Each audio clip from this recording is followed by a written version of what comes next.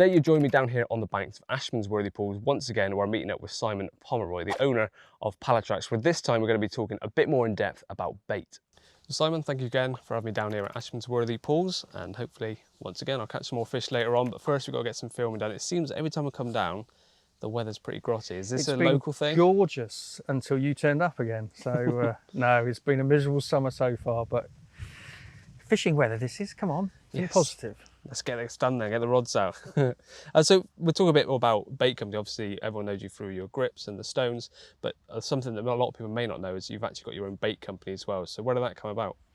That's the irony actually in the Pallatrax story today. I mean, the bait came before anything else. And it's not the happiest story. I owned a fishery in Dorset called Paddington Lakes, and we had a major fish kill there. And I really started, and it's one of the reasons why I am, and the philosophy of Pallatrax as it is, it really kind of focused on all this bait was going in.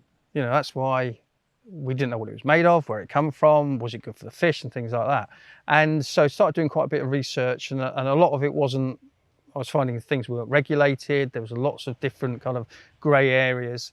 And the way I thought I would combat and actually do more than just an angling bait, create a fishery tool, which I'll talk about in a bit later, but something that was good, but was great for the anglers. So really good baits, highest quality I could make it all ourselves. People came to the fishery, fish were hungry for it because it was food, so they were on it. So the anglers were catching, they were happy. And also it was very much about creating good water quality.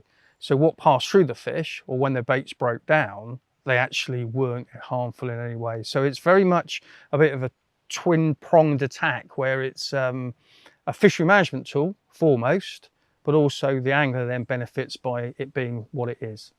So you got into it through, as you said, from a fairly negative point of the view of the fish kill, but how did you then learn what was going to be good for the fish? How did you learn the trade? Again, it's a grey area, massive grey area. You know, we're talking 25 years ago now, and it still is probably a much grey area when I look at it. But I actually sat back and said, who can I go to? Who can I really talk to about what is good for a fish and what is good for a fishery, water quality? And to be quite honest, the fish farmers are the people I went to. And I learned so much about fish biology, started, you know, even bringing fish on myself. And understanding what they needed in their diet, what they wanted to have in their diet, not what we wanted them to, if that makes sense. So it was very much focused on going to people who were right at the top of their game and really focused on healthy weight gain. And one of the other things was, I was again reiterating, whatever passes through the fish, I want it still to be a healthy food source to some degree for bacteria and things like that. So it was very much about putting it all in one package. And I honestly don't think anybody else has done it, and sometimes I do question why, because the first point of fish safety to me is making sure that we look after their water quality in the home they live within. So is this why you referred to your bait as more of a fishery management tool than an angler's bait? Very much so. I wanted to design baits that worked in harmony for both the angler, so like I said, giving them the highest quality I can make. And also the fact is that if you came to my fishery, you were going to help me together, because we want bigger fish, we want healthier fish to fight and all those kind of things. So you were going to help me by using these baits that were just incredibly good value. The fish were on them. We were all pre-baiting for each other, which was brilliant as well. And that's been the story. So it works very much for me as a fishery owner, but also, you know, it's not default, because it's by design, but excellent quality baits catch more fish. There's no denying that baits from all different manufacturers and companies do catch fish still. You can't deny that, but you called me out earlier and what do I know what goes into my bait? And the honest answer is no, and that's probably the same with a lot of people. So why do you think it's so important that we should understand what's in our bait? I think it's two reasons. I'll take the first, which might not necessarily be something that people would highlight. Probably if they had the knowledge they would, is whatever your bait is, because it's all about the ingredients, but whatever it is and it goes into water in copious amounts, it's going to have some reaction. That's just a fact.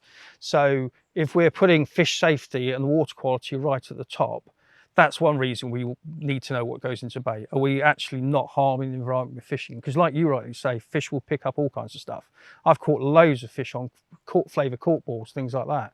So it doesn't necessarily have to be a food item, it can be a lure item to catch a fish. So then on the other side of the coin is, do we want to go and fish with total confidence? Do we want to know, yes, we've got all these other areas of angling, we've got to apply watercraft, etc. But do we want to know that the bit on the end is something that they're attracted to, that they will pick up? Because they're obviously not eating it, because on a hair, you know, it's all wrapped around a hook or whatever. But if they're picking it up and it's signalling all those things that are genuine food source, and that's what I think where we kind of prove the point, the amount of fish we're catching time and time again, because they're on the baits. You know, not just at this fishery, if you look at all the other fisheries like the Quille being a prime example in France, you know, if you give fish something that they need in their diet and they actually want, you're likely to catch more. So it's kind of like I say, there's a fish safety element, water quality element, and as an angler, I want to have total confidence I've got a selection of bait that's going to help me catch more fish through the food content of it and the actual design of it. Like I say, it's all about the ingredients. Now, what's the importance then with species-specific products? Because we're talking very heavily about carp. Does this transfer over to other species? And can you use things like trout pellets, is often used in carp fishing? What's your opinions on that? Again, you know, I'm quite happy to stick my head above the parapet. If you look at trout pellet, and I made this mistake with halibut pellet, trout pellet. Used to row out in one of my lakes and dump over a sack of trout pellet, used to get all this oil all over the lake, and I think this was brilliant. And then I started this journey after the fish kill, and I was reading up and researching that, you know, carp with a digestive tract can't deal with trout pellet in copious amounts. It's like bad McDonald's for them. It's not healthy. Don't get me wrong, fish will get caught on it, huge attraction, but anything with an oil content over 15%. And I think the thing that really gives the clue is it's actually called trout pellet. So it's been designed for trout. It's like saying I'm going to feed a pig sheep pellet, you know, just because it's got 4 hoofs kind of thing. And that's what, so I really started drilling down again into the ingredients. And of course, I don't believe small amounts of trout pellets in a small bag or something like that would have a detrimental effect. It's when you're putting loads and loads. Halibut pellet, you know, it's designed for a sea fish. Why are we using it in coarse fishing, kind of the coarse fishing arena? It doesn't actually make any sense. So following on from it being a fishery management tool, you talk about your baits being useful for the whole biomass of a lake. Can you expand upon that a bit more?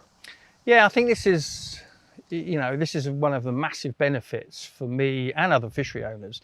If what you're putting in there as an angler, we know fish feed on cycles. They're not definitely going to eat your bait all the time. There's lots of things going in. But what there is thousands of different insects and life forms in the fishery. So if those baits are breaking down and they've got a content which is beneficial for the invertebrate life, etc., you're almost like these baits are helping you to fertilize the biomass. So if you've got healthier invertebrate life, fatter invertebrate life, that's something better for the fish to feed on as well as a natural food source. We'll never as anglers, whatever we think, we'll never beat the nutritional and protein and the want of naturals. So if we can also feed them, so it's also something that's happening in the background. And it's been a prime example here of Ashmansworthy pools, just to see that what we're doing, and you see like things traveling into the bait, whether it's snails or whether it's other critters, and they're eating it. So it's one of those win-win situations. So everything's catered for. Now I understand that all bait companies should actually be animal feed registered. So what is that to start with? And I'm hoping you're going to say yes. I'm guessing that's why the question's here. Are you animal feed registered? Yeah, and I think we should. It's something that the industry needs to be highlighting. In recent years, through trading standards, through DEFRA, we're getting basically advice, and the advice is like any kind of almost pet industry where we need to be animal feed registered. So basically they have criteria, certainly about dyes and things like that, that we need to obviously be complying for fish safety. It's all about fish safety, water quality safety. So yes, we were one of the first companies. I mean, to be fair, we've always followed that trend of making sure everything is as good as we can possibly put into our baits for all the right reasons. So yes, every good bait company, I would suggest, any bait company that's retailing bait, they should be animal feed registered. Now, despite the fact that everyone should be animal feed registered, I'm sure there are some companies out there that aren't, but you also said a few times that not all baits are created equal. What do you mean by that? Again, it's It's a bit of a strange one. Sometimes I find it hard to articulate, but just because a bait is red, round and smells of strawberries, it's the actual ingredients, as I keep on harking on about, that makes the mass. So, you know, I'm not saying flavour, I'm not saying colour, but they're very low percentages of the actual mass. So if one bait looks the same and one bait looks similar, it doesn't mean they're the same. They might both be red, both baits smell of strawberries, but it's actually the ingredient, the whole makeup of that bait. So just because it smells the same and looks the same, it doesn't mean it is the same, because it's all about what's inside, what it's made of.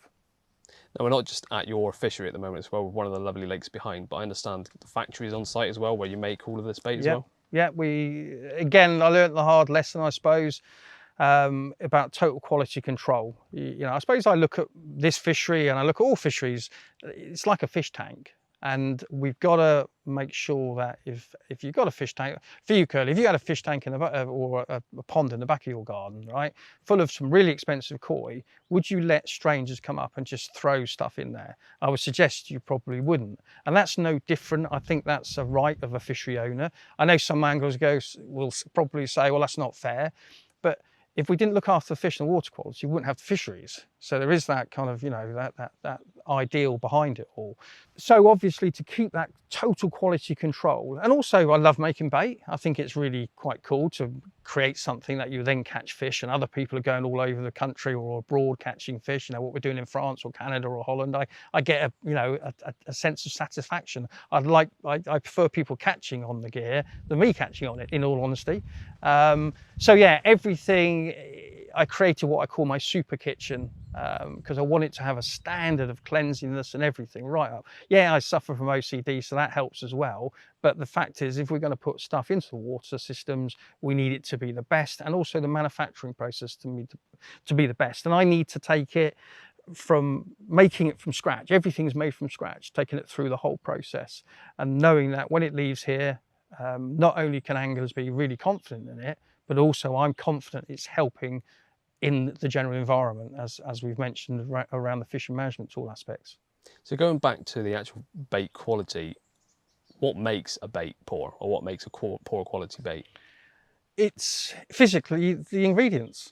I can give you an example. I was asked at one stage to commit, it's a company that doesn't exist anymore, so I'm not telling tales or anything like that, but I was asked to make some ground bait once for a company. They sent me the recipe because I got the machines to make, I'm really into my ground baits, and they sent me the recipe. It was 49% dog biscuit meal, 49% breadcrumb, 1% fish meal, 1% flavour powder. I wouldn't want that going in my waters, but it looked the part, it smelt the part, and that's the thing. It's all about what it's made of, and if it's made of poor quality ingredients, it's got no food value to the fish, that is a bad bait. It's bad for the anglers because their confidence cannot be high, knowing it's just on a cheap lure. It might smell lovely, it might look nice and glistening and all that kind of stuff, but it's all about those ingredients. And so a poor quality bait will basically be something that's bulked out with poor quality ingredients that have no right to be in water systems. So you make all your baits on site from scratch, you enjoy doing it, and starting at the very start of the recipe is something as simple as fresh eggs. Why do you still use that, and why do you think that's so important in a bait mix? I will always believe, until proven differently, that I'm doing things as best as I know. And without a shadow of doubt, fresh eggs, though they've doubled in price to me in recent years, creates not just the binder we need to make a boilie with, but also creates an addition of protein, real protein. Now, if you think about it, in nature, what doesn't eat egg? It's full of protein. So I use it both as a food stimulant, food source, if you want to call it that, and also the best quality binder you can get. I'm not into these synthetic binders or any synthetic kind of elements whatsoever. Now, of course, using fresh ingredients and all the top quality ingredients you can get, that's going to have a massive knock-on effect with the price. But so in today's day and age, can you blame the angler for maybe thinking, well, cheaper will be fine? Or do you really think that quality is going to shine through regardless? I think cream always floats to the top at the end of the day. And I think more and more fishery owners, especially now, are being more inquisitive about what baits are made from. I feel sorry for the angler when they're buying something of such, poor value, setting aside the kind of environmental implications for the water quality. The fact is that, yes, we know fish will, like I say, I've caught thousands of fish on a popped up cork ball on the surface and things like that.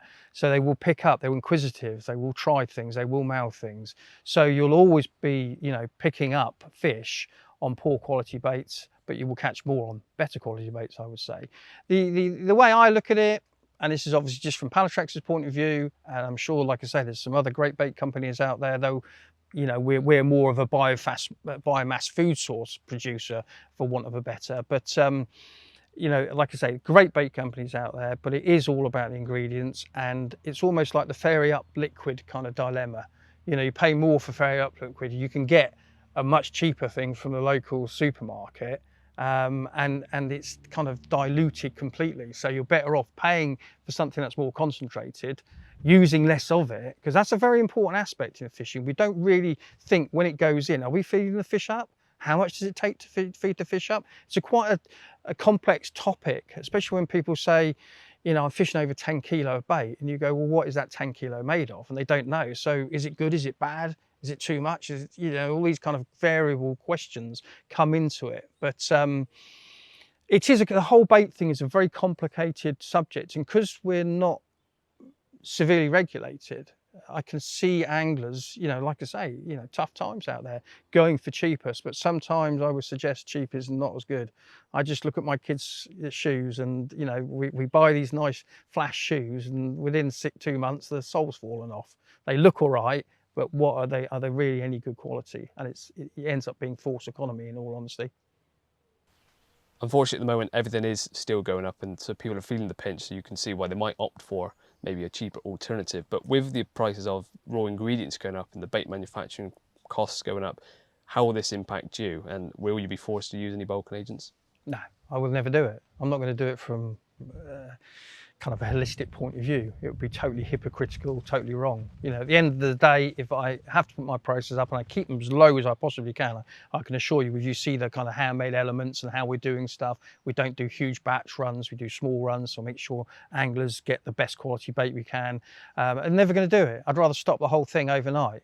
What we'll do is we will just have to pass on increases, not an increase. What really frustrates you at the moment, you see people passing on increases. This is nothing to do with the fishing industry necessarily, but they're passing on increases and a profit.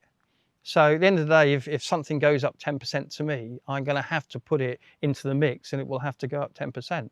But at the end of the day, I do believe you pay for what you get as well. So I've got no problem with that. It's a shame that I have to do it, but it's certainly, I'm not going to sit there and go, well, I'm going to have to cut my ingredients now and use a bulking agent, which is going to be detrimental to everything I stand for. So no, it's not going to happen.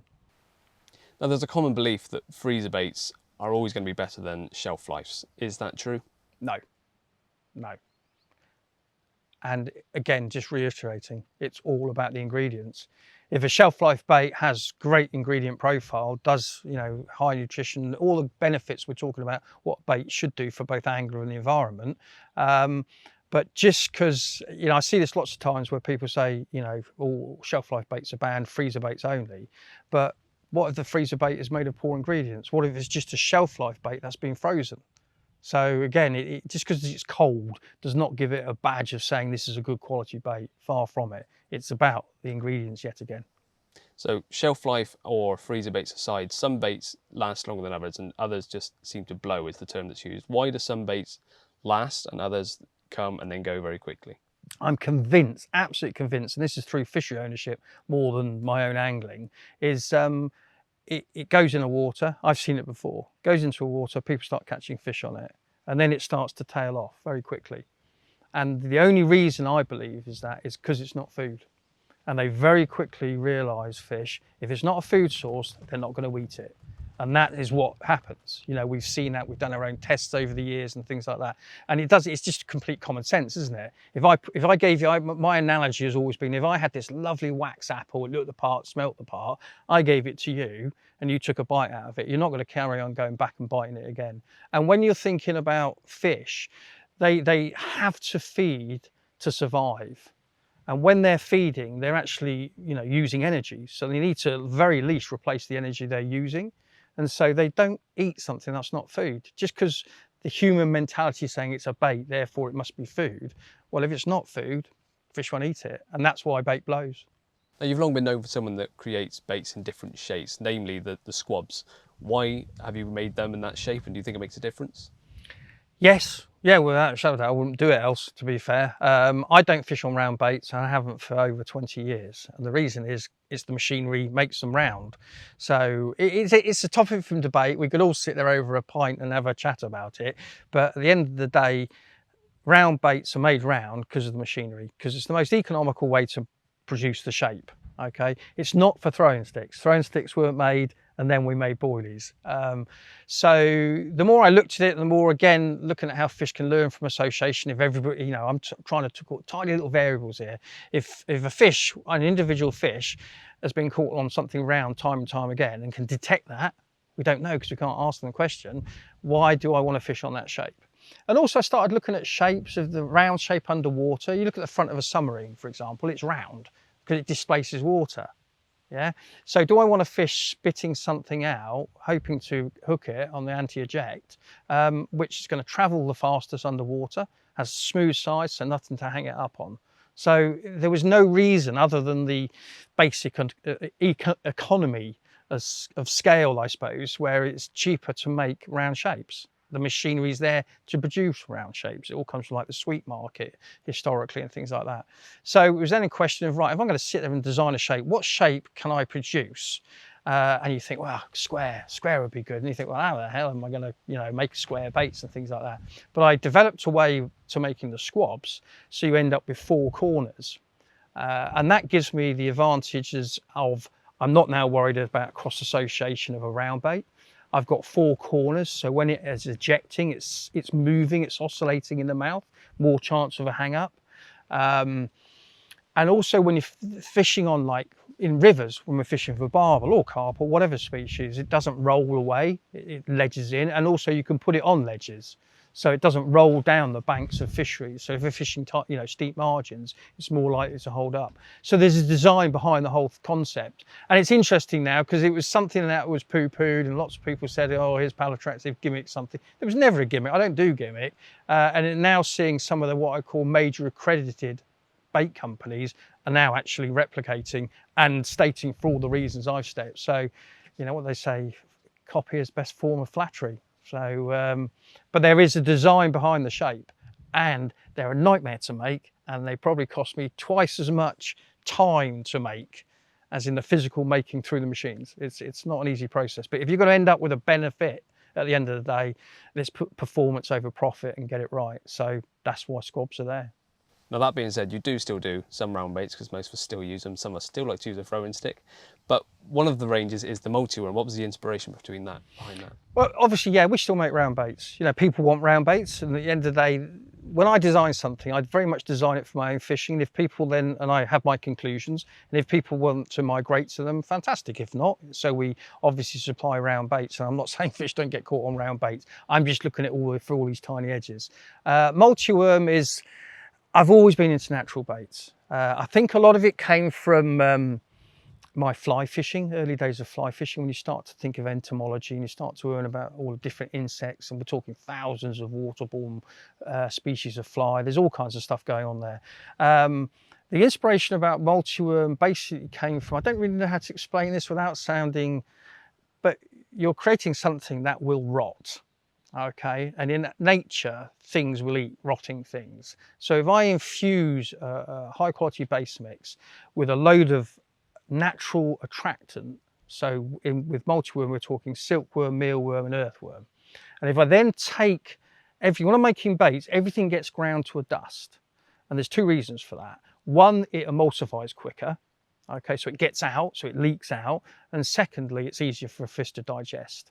So if you're putting out a bait that isn't using a flavour as an attractor, it's actually using death as an attractor, if that makes sense. That's where multi-worm comes from, and that's why how I have to use naturals. It makes sense to it, and in all honesty, it's an enigma to some, because they'll smell. We all do it. We're all as guilty as we'll open up a bag of bacon, and I call it the flawed sniff test. We'll go, oh, that's lovely, or oh, I don't like that one, you know, and it smells really like a wet dog multiworm. It's an unobtrusive kind of grey colour, but it's just packed with basically dead insect life, which we know, like silkworm is a massive attractor for carp and things like that. So you incorporate it in a bait, it's breaking down once you put it in the water, so that's why it's literally sending out all of these signals, and so the fish aren't homing in on a flavour in this particular case, they're homing in on what the bait is made of. Now, multiworm's not the only bait range you've got. The other one, or one of the other ones, is jungle bait. Why do you think this has remained so effective for so long? Again, it's just the ingredients. You know, it's when I had Paddington, it was the first bait I developed, so I got a bit of a soft spot for it. And it's tiger nut and peanut flavour with other attractors on a milk protein base, because we only do HMV, we don't do shelf life baits. It's like all the baits, wherever they go, if it's offering a food source and the right attractors, why would it stop working? You know, and that's why we don't keep on bringing out lots and lots of different baits. Why? You know, we've got crave, we've got multiworm, we've got jungle. I'm working on several at the moment. As we've grown, it allows me to expand the bait range, not just for the sake of bringing out another bait. I'm not interested in doing that. I want to bring out something else. And there's several things I'm mucking around going forward, which are all designed to give us more edges, but designed to stay at that high quality.